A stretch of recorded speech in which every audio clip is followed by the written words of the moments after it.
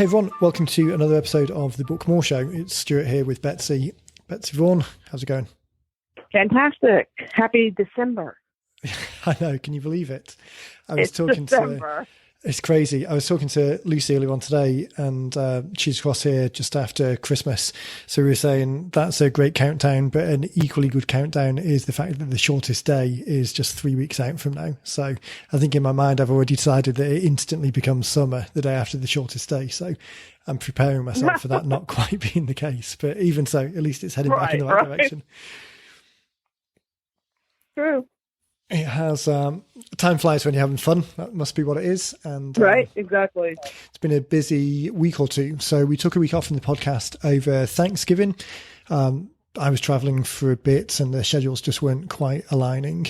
So took a week off then. But it was a pretty exciting time. We had a lot of people starting books. I think the majority of people listening to this are probably on the email list, and we've mailed the email list a couple of times reminding people to get started on their books to get it completed this year. That window's very tight now. Probably not anyone that's starting now is looking at the first couple of weeks in the new year, but for the guys that started in November, we've had some people moving really fast. Couple of interesting things we had on the show a while ago. Mike Mack, we've talked about him a couple of times because it's a great example of a book. He had his launch on Amazon.ca over the Thanksgiving weekend, and he hit number one in, I think they said 6 categories. Was his book became bestseller in 6 categories, and then it peaked in terms of Amazon.ca overall. It peaked at number 36. That was that's a little crazy. So Mike's update had a lot of we've talked about it before, so listen back to the Mike Mack episode. I'll stick a link in the show notes, but he obviously took a lot of time to add some content into the version 2 of his book based on the feedback that they got from version 1, and then that relaunch of the new book, they went to quite a lot of effort to really have a launch event around it. They had a great opportunity to do a charity event as well, so really was a pretty fantastic launch of the second version. But a nice email from their guys today giving us an update of how successful that was. That's that's a great book. Once people listen to the podcast with Mike in it, and I've said it before on the show that I am kind of a groupie of his, but when you get the opportunity to work with someone that is the caliber and character of someone like a Mike Mack, who just offers so much, and I feel like that I learned a lot from him. Like he's all about remarkable service. That's the title of the book, and that's what he presents. That's what his team presents. And it's a great reminder for anyone in business, either for yourself or working for someone else, that that's how we should be, and you see the successes that he's had with his, different clients, recommending them, the growth that they have seen. And it really is a nice reminder for those of us who work with people on a day-to-day basis, of the service that we should be always offering to every client. But he's just a great guy to work with. His whole team over there they're just a bunch of positive individuals that are very pleasant to be around. Yeah. So I'm excited. Any business owner should definitely be reading. Go to Amazon, read his book, Remarkable Service. It's well worth it. Yeah, I'll definitely put a link in the show notes as well. So make it easy for people to grab a copy. It's so easy to get stuck in the weeds of the day-to-day operations. It's definitely good to be reminded of kind of why you're in business in the first place and the small things that can make a big difference. It's it is a great read.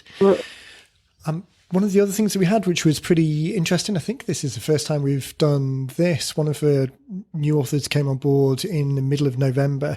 They had a big press-related event or photo opportunity where they wanted a cover of a book to kind of pre-sell or set the scene for the book when they complete it over the next few weeks or so.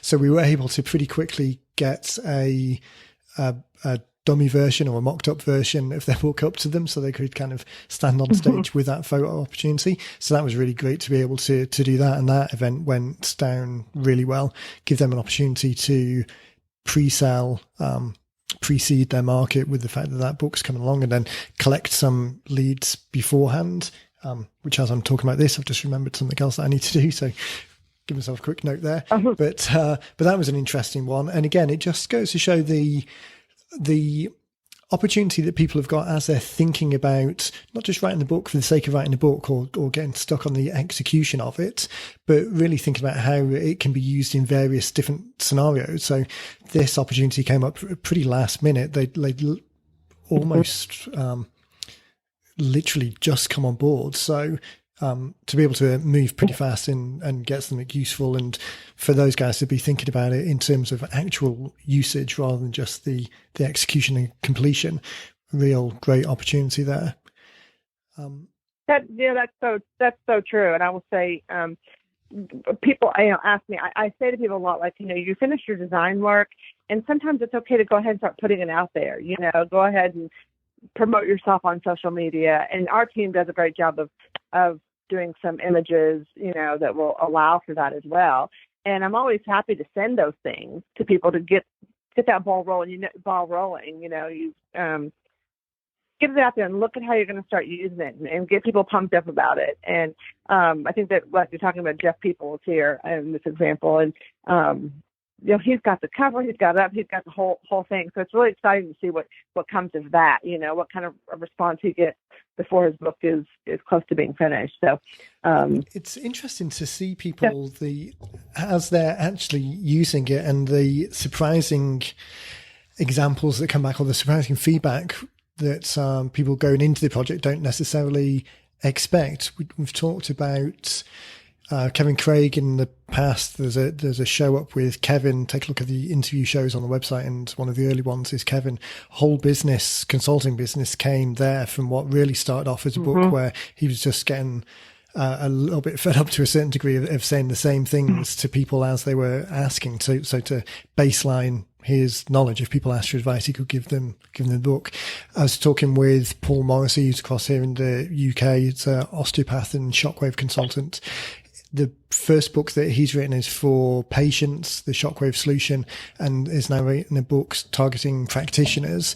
But the whole practitioner side of his business, people asking for training and consulting, the fact that the industry body and the leading manufacturer is picking up a lot of his stuff and sharing it through their channels, it really has opened up or developed further him as a leading light, a leading influencer within the shockwave community in the UK here. It's great to hear people kind of going into it with one idea, or going into it with the thought of, this is something I should really do, and then ending up with channels or routes to market or audiences that are very much invisible before that, and opening up to opportunities that are exciting and new, and letting people really share their expertise. Exactly. Yeah, that's it is great. It's great to see that, and great to see what opportunities come from this. So, So today we wanted to run through and pick up where we left off last time. So in the last show, we were talking about the concept of scorecards and how it's a great lead converting tool, a little bit further into the funnel maybe, although as with everything, there's always more than one use, so you can use it for lead generation, but very good on lead converting to demonstrate to people who have already got something of an understanding of the framework or the business or the mindsets or the thing that you're trying to share, already have a introductory understanding of that. A scorecard is a great way of people then baselining themselves or scoring themselves against that system, whereby the outcome is that they've self-identified themselves as being the perfect candidate or needing further assistance, or identifying to themselves that the product and service that you offer is a perfect match for what they're looking to resolve in the first place. So we were talking quite a lot about the Profit Activator scorecard. And again, recommendation for anyone listening in that hasn't done it already, jump across to profitactivatorscore.com and fill out your own scorecard, because that is going through the 8 profit activators, the breakthrough DNA framework. And we refer back to that within the book context quite a lot, because the early stages of that, how to identify invisible leads, is very much what we focus on a lot of time. So that's a great example. Hopefully everyone's got a chance to dive over there and grab that. this episode, and probably for the next couple of weeks, I wanted to run through the new Book Blueprint Scorecard. So this is specifically looking at you as a business owner, as a community leader, as someone that's got a very important message to share, how you can write a book that best supports those goals. So the Book Blueprint Scorecard, tripping over the words, the Book Blueprint Scorecard isn't to help you write some fiction. We're just coming out of November now, so NaNoWriMo's just finished, which is the big fiction push at this time of year, every year, helping people write fiction. This is very much around, not specifically lead generation, but books with a particular call to action, an end goal in mind. But this is a great framework across 8 mindsets that will really help you dial in each of those stages to create a book that really gives you the most bang, the most results for the effort that you put into it. So, all right, let's talk about it. Yeah, I'm looking forward to this. So you and I have gone through it a couple of times, obviously offline. We're just in the process now of pushing the website live, and anyone, again, listening in, another example of a scorecard, and specifically you should do it because you're listening to a book podcast, is head over to bookblueprintscore.com, and then you can follow through for yourself and enter in your score and get the results there based on the mindsets that we'll go through. So you and I have gone through it. We'll talk about it and put a link to the scorecard in the show notes. So anyone wanting to grab a copy of that, just head across to 90minutebooks.com, follow the link for the podcast, and this is going to be episode 46. So 90minutebooks.com/podcast/046, and there'll be a copy of the complete scorecard there. Or head across to bookblueprintscore.com, and then you can follow through on the online version. But as we talk through it, I think we'll address one mindset at a time. We'll see how long that takes us to go through. Obviously, a couple of opportunities to kind of go into some details. But across the board, looking at it from the first time, being in the business and knowing the kind of general direction that we're heading, the things that we talk to people, the 8 mindsets, did you get the feeling that those 8 mindsets kind of covered the journey, covered each of the elements that we're talking about? Did anything? Oh yeah. Not. No, absolutely. No. I think there's a nice flow there. I think you definitely you can see it and feel it as you're looking at the mindset. It all kind of flows very well, makes sense, and speaks to you at each different level, Yeah. So I think for today, we're going to look at the first mindset today, which is choosing a specific target audience. So this is a variation on the single target market theme. I'm not going to go too much into detail on this particular one because we've talked about this a lot and it comes up a lot in the conversations. So there are some earlier podcasts that really are looking at choosing that single target market. Anyone that's not clear on what we mean by that can dive into those earlier episodes a little bit more. So we'll run through it. What I wanted to do also today, as we're positioning it, is just help people think about a scorecard as a tool for their own business, and then we can specifically get into the 8 mindsets, the book blueprint mindsets, and then talk to people as they're thinking about writing their own book. So 5 minutes on the first one, and then we'll finish off the last 10 minutes or so on the mindset number 1. Okay. So last time we were talking about the scorecard being a great conversion tool and how it works best if you have almost like a linear flow, kind of a direction that you're taking people on from start to finish. So rather than 8 individual mindsets that are just loosely related to the topic, it helps, if possible, and obviously this isn't possible for every business, but it helps if they kind of build on themselves and develop. So the profit activator score, that develops through the 8 mindsets from the before unit through the during unit to the after unit. So there's kind of a logical progression there, which helps as you're reading it because you start at the beginning and move through. The book blueprint scorecard starts at selecting a single target market, the who you're talking to, and then finishes off with the beyond your book elements of, okay, now it's complete.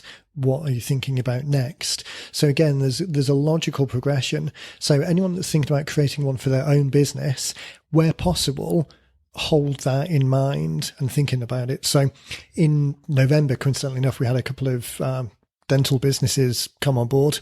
And in fact, you were just saying as we jumped on the call, you were speaking to someone else in the dental business before we were talking. Right. So we must have crossed that group somehow. I tell you what, just on a quick tangent, it always surprises me how weird coincidences are. So just to give people an example, we were talking the day before yesterday about one of the competitor businesses, competitor in the sense that they're also a book publishing company, but are positioned at a very different level. These guys were on, or focused at a very different group, I guess. These guys were on Shark Tank a number of years ago. As you and I were talking about it, you hadn't seen that show before. And then literally, what was it? Maybe 5 hours later, you sent me a text saying, I just flicked channels and there's a rerun of the Shark Tank episode of the exact one we were talking about. So with with the dentists coming on board, I mean, we've had, the one that's coming on today, that'll maybe be the 4th or 5th book this month from dentists. So yeah. Always strikes me as funny how you get kind of pockets of activity coming through at any one time. Right. Anyway, bit of a tangent there. So we were talking about the progression of the mindset. So dentists, as an example, rather than having 8 completely separate mindsets talking about the whole mix of possible dentistry, again, under the theme of kind of bringing it together under the target audience, what is the logical progression? So does someone come in for regular checkups? Is that the way that most people come through? So having some people having a scorecard around frequency of checkups, frequency of cleaning, minor dental surgery, major dental surgery, cosmetic surgery, is that the logical progression that most people fall through, where they start with something, come in with something relatively straightforward, and then there's the opportunity to help people solve more and more complex problems? We've talked a few times before about the veterinarian practices that we've worked with. So again, is that from kind of the injection side of things for an animal or pet, the inoculations, the vaccines that they might need as a small animal, through to the more proactive kind of preventative type medicine or treatments that you might want to offer, with Paul as the osteopath over here talking about what's the word I'm looking for? Kind of like not critical illness, but where people are injured and trying to fix injuries, through to their more restorative health and the kind of Pilates and the proactive side of things. All of these things moving people from the start of a journey to an end. Always a risk of trying to kind of artificially stuff it into that framework. So I wouldn't go too far down that route. But if there is something obvious and logical, then it makes more sense to develop it that way.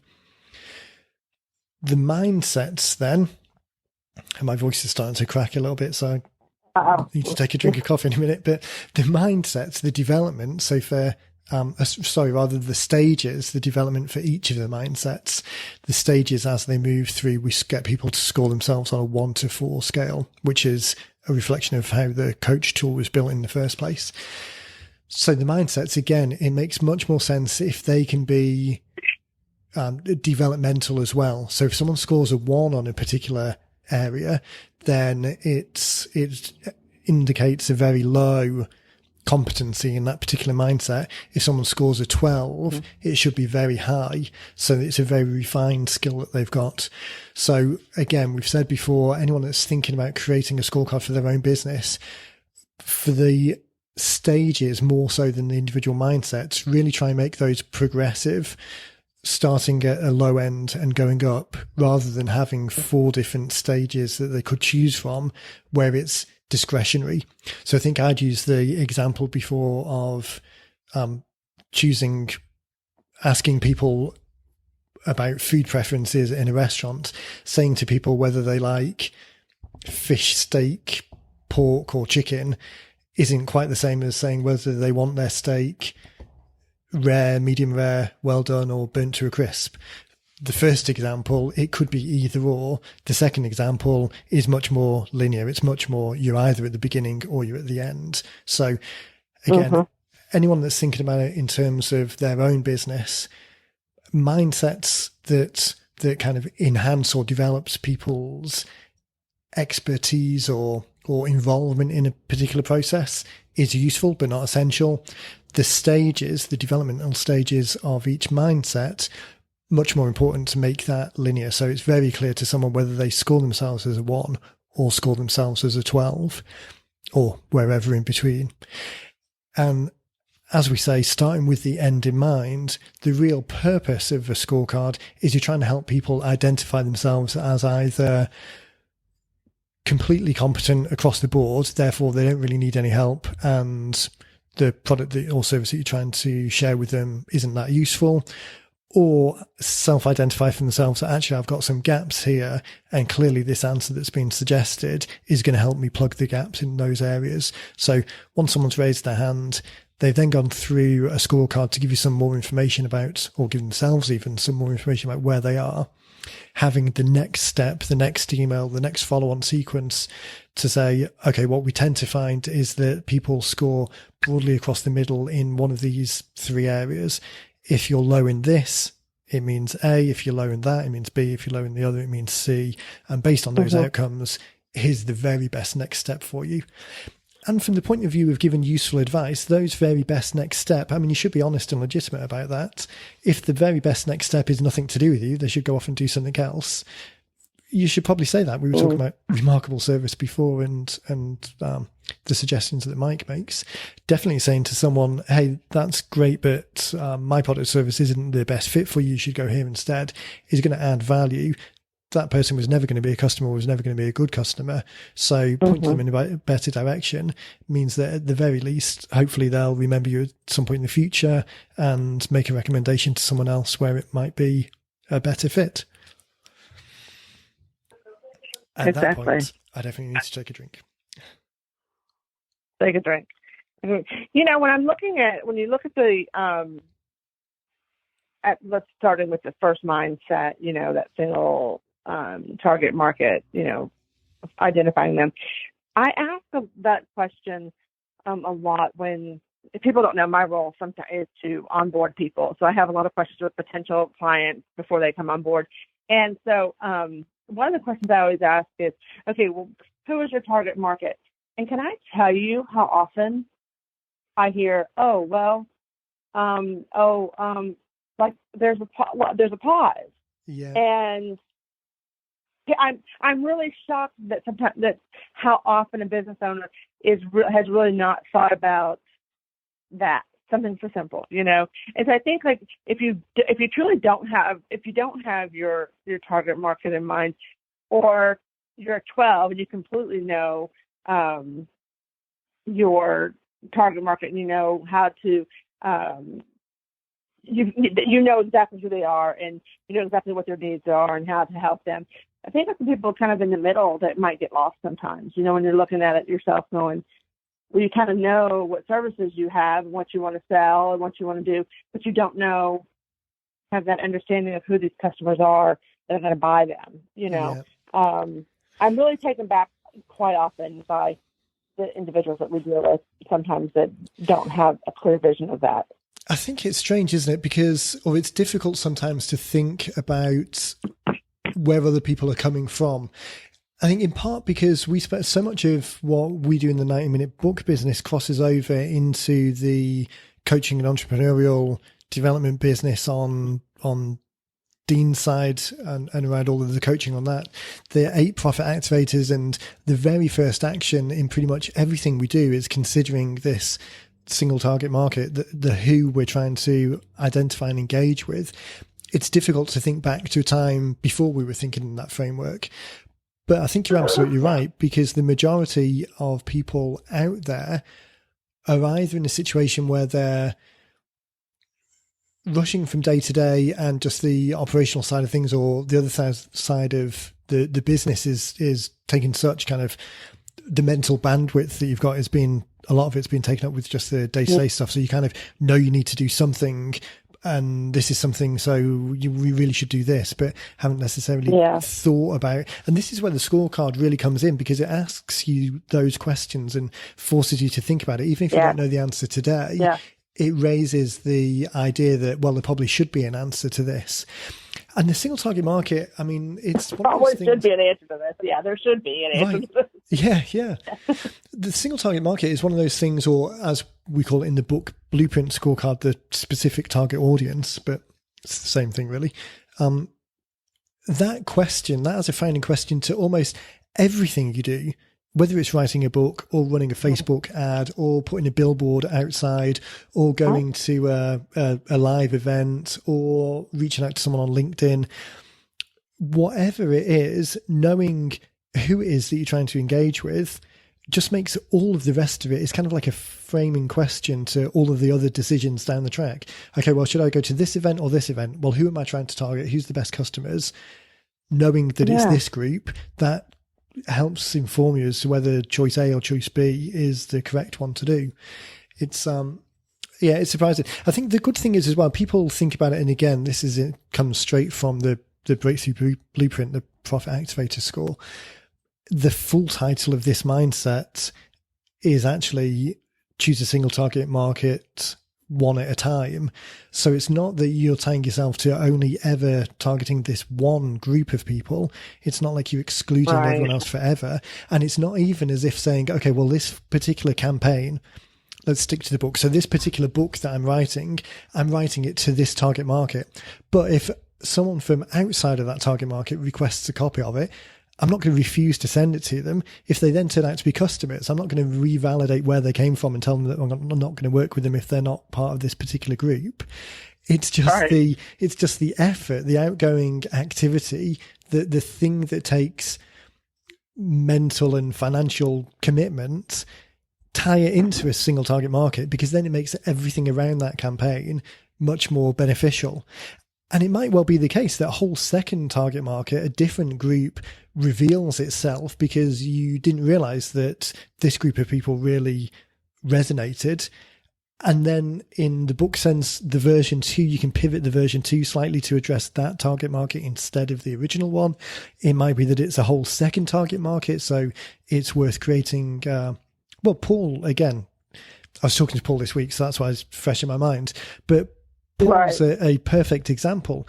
The book that we wrote, first of all, was for patients. It was the Shockwave solution, helping patients to understand what it is, because it's a technology, a science that isn't necessarily understood as a alternative to surgery for certain conditions. So there's an amount of trepidation that customers have going into it.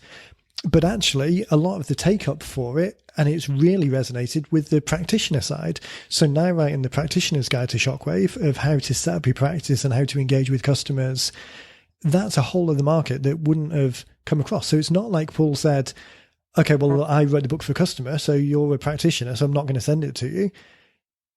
We shared it as wide as we possibly could, knowing that actually sending it to other practitioners to a certain degree is giving it directly to competitors. But even so, a whole second market's come up. Now, in that situation, it's not that we're going to do a version 2 of the first book and change it to be a practitioner's book. It's that the second target market, the practitioners, is clearly a defined group. So it's that type of thing. But knowing that from our campaign, so we were aiming for customers first of all, so where we send that book out to, who we interact with, the language that we use around it, knowing that it still primarily resonates with customers who are of a certain age, have had a condition for a certain period of time, fall within the 6 main conditions which are kind of certified in the UK, for want of a better term.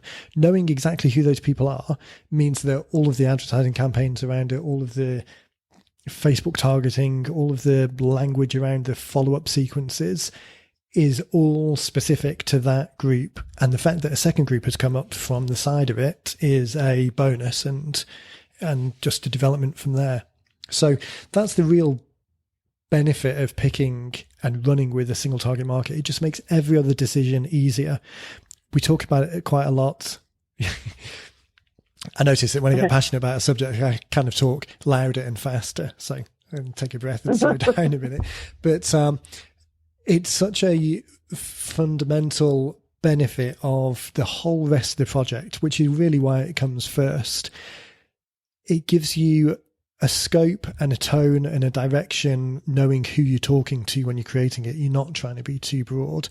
It gives you a constraint to make the project manageable, make the book completion manageable, because we're talking about answering a particular question that resonates with a particular audience.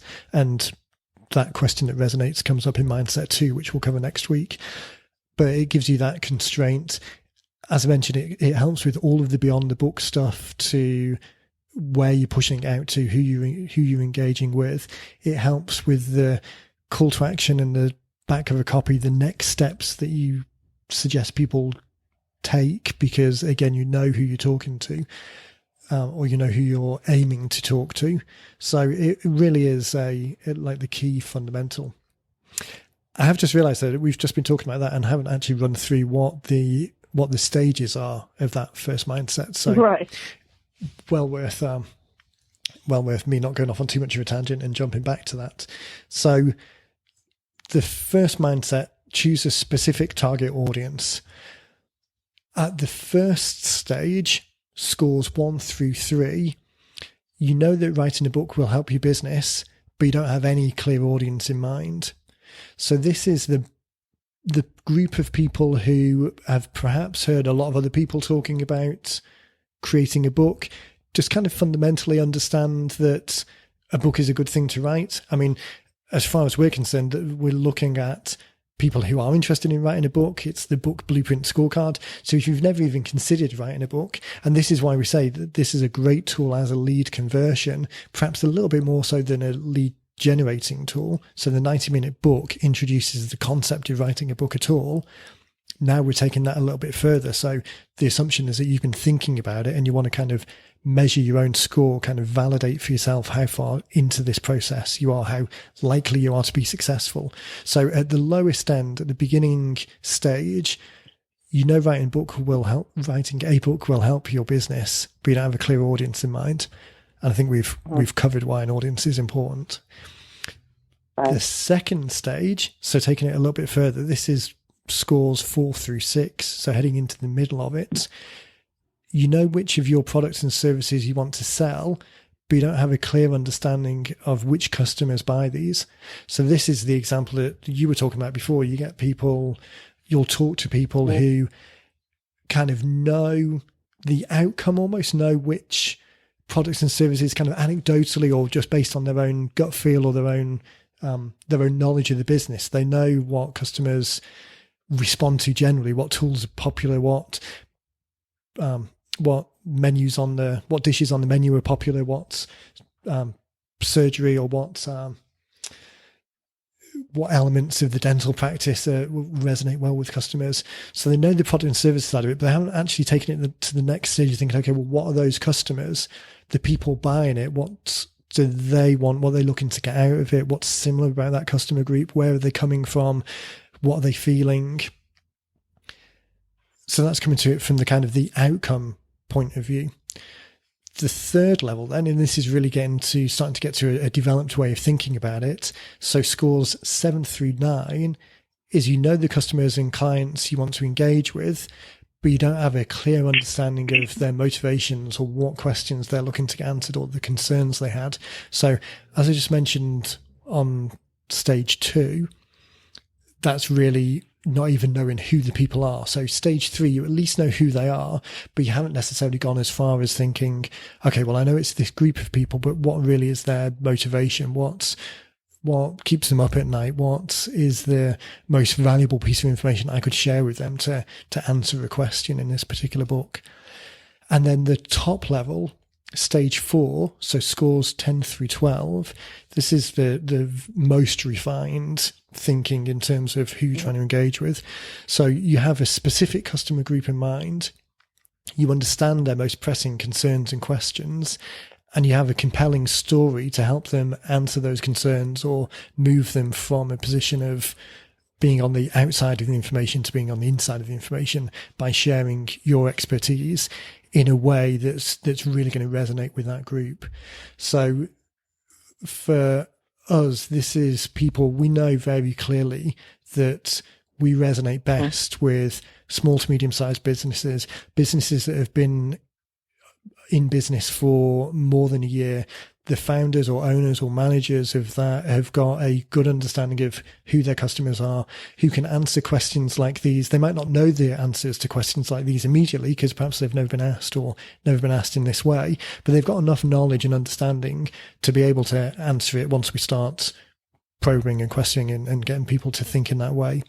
Or community leaders that have been in their community for a year or more. They know the types of challenges that they're trying to help address.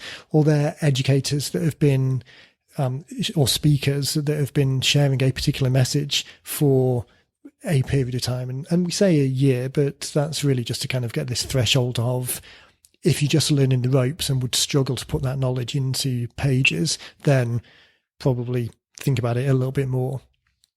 But those types of people, we know who those groups are. We know the types of questions that they ask. We always get questions about the size of the content. We always get questions about making changes. We always get questions about the production side of things. So as much as possible, we try to help people remove that constraint, remove that barrier to get started by saying, hey, it's fine. You don't need to worry about that.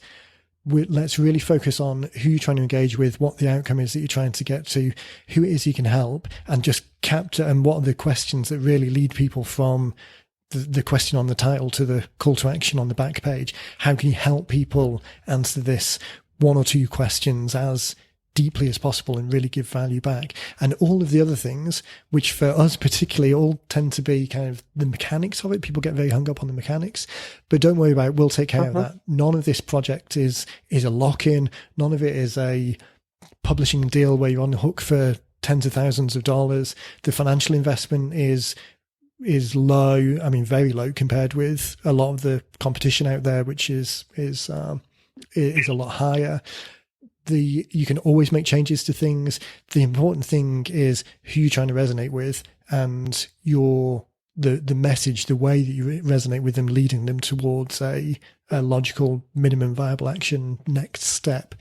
So anyone that's listening who is in that position, who has been in business for a period of time, who knows to a varying degree who the customers are that they're trying to engage with, what products and services they can best offer to fit that, what are the questions that are the most vexing or causing the most problems for people, and they've got the skill, the expertise, they've been around long enough to be able to answer it, then it's that group of people that we know we fit best with. So for you listening, it's the same way around.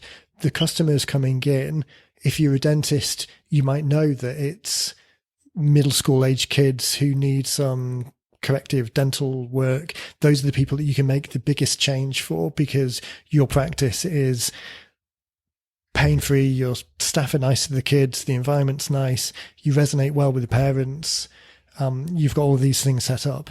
If it's pull with the osteopath and the shockwave practice, being able to make significant difference to someone who is looking at significant surgery, Achilles tendinopathy or shoulder tendon problems, knowing that shockwave is a great solution for people that meet these particular criteria, and his expertise means that he can talk about, is it painful? How long does it last? What's the likelihood of it being successful? What are the contraindications that means that I shouldn't get it?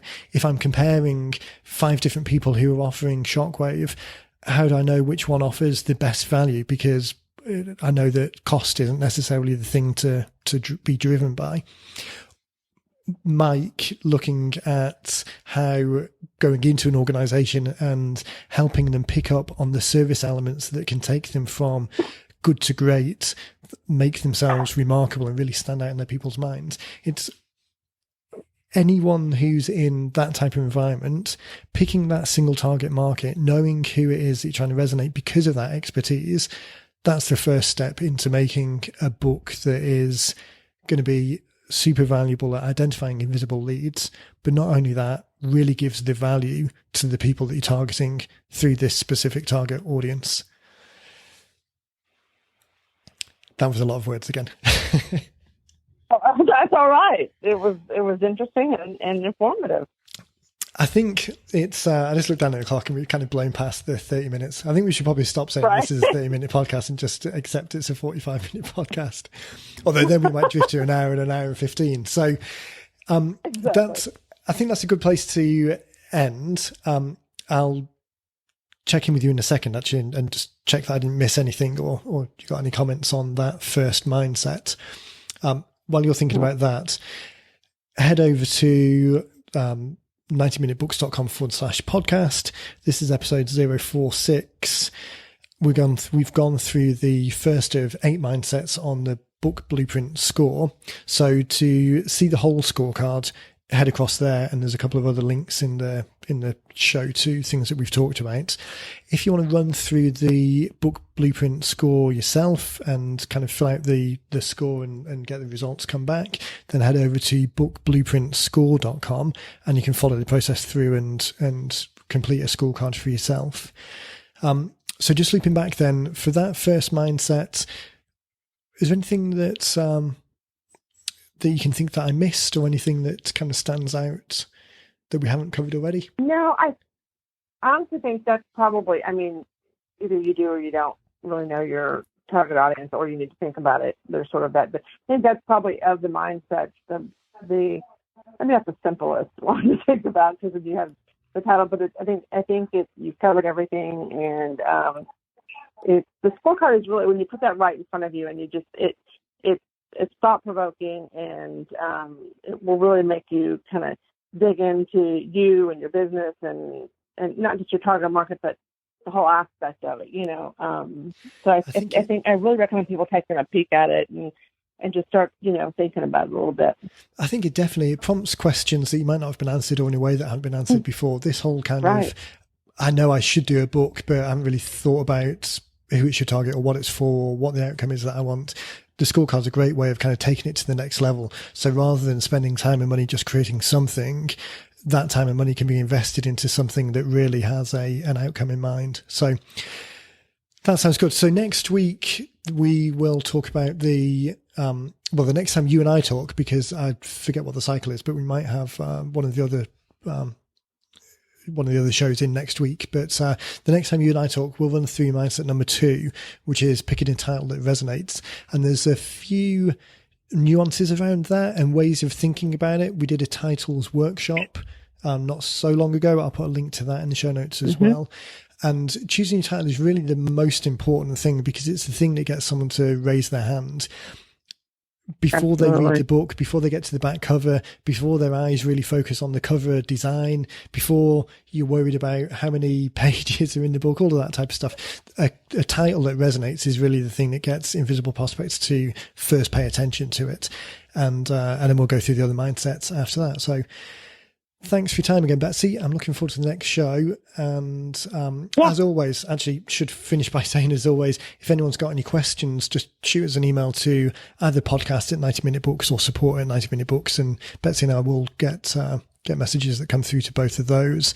We're just at the beginning of December the 1st. So always a great time to be thinking about your marketing plan into next year. So if you're ready to get started, thinking that a book is going to be a great marketing tool for 2018, which really gives you a chance to leverage things, then head over to 90minutebooks.com and follow the Get Started link. And really a couple of weeks into the new year, we can be talking about you as having the next one out there that's identifying some of these invisible leads. Very good. Okay. Thanks, Betsy. I will catch you in the next one. My pleasure. All right. Take care. Bye. Bye. Bye.